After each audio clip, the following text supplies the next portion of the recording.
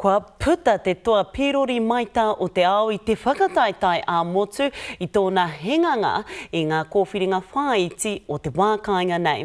Hei tā te ripoata te Ōkiwa McLean, hakua he pai te tī mataranga a McElroy.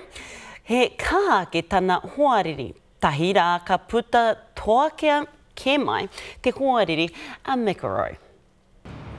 He whiringa whāiti whakamānatu I te iwi. Get out here! Tony! No, Tony!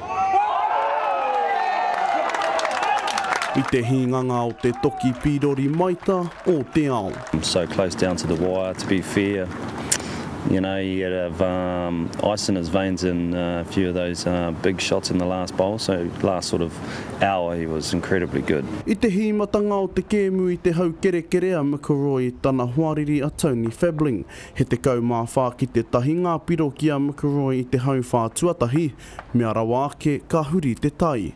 I always knew that he was going to come back. I had a big lead at the start and he actually wasn't bowling that well at the start and I was. And that was the only reason I was in front. But I knew once he found his range and he'd always be tough to beat. Nā te uri o Porourangi te tātā whāinga nei I kapi te tau te kaumāono me te tau ka hori. He oe ki hai maringa nui I tēnei tau, hei tāna pai tū. He showed why, you know, his experience showed out there. He just drew really consistent and played big conversions when he had to. So you've got to tip your hat. And, you know, I had one hand on the trophy almost, but not to be this year. Mohoa nei ko ia hoki te toa whakaihuaka o te ao.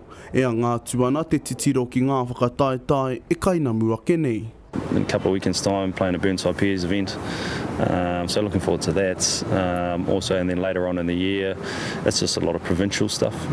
So looking forward to representing Nelson.